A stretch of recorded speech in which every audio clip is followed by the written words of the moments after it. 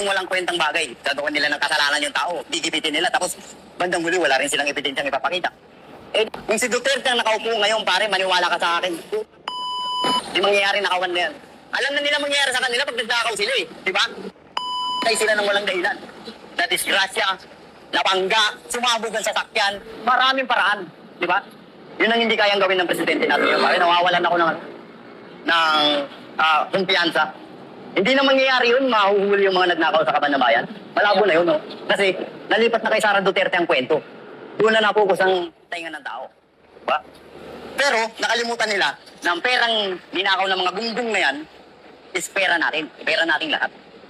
So dapat doon nila i-focus yun. Ibalik nila sa dati. Huwag yung walang kwentang bagay. Gagawin nila ng kasalanan yung tao. Gigipitin nila. Tapos bandang huli wala rin silang ebidensyang ipapakita. Eh di nakalimutan na lang yung korupsyon ng bayan. Malabo yung kwento niya. Alam mo pare sa Pilipinas, magpakatotoo tayo. Dapat tayo magkaroon ng presidenteng ganun. Na tulad ni Duterte. Di ba? Bakit? Malakas ang loob.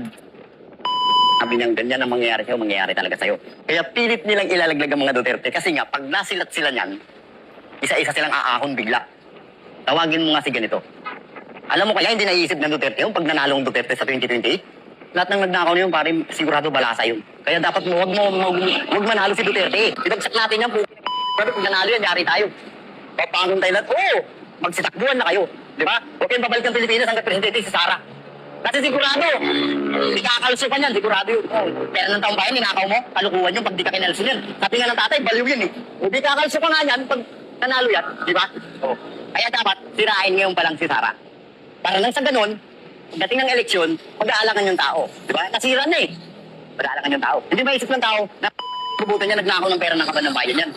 Kasi nga, ang nakapokus sila kay Sara. Di ba? Kailangan i-impeach si Sara. Uy, mananalo uli yan. Tiryahin uli natin. O yan na, tinitirya na.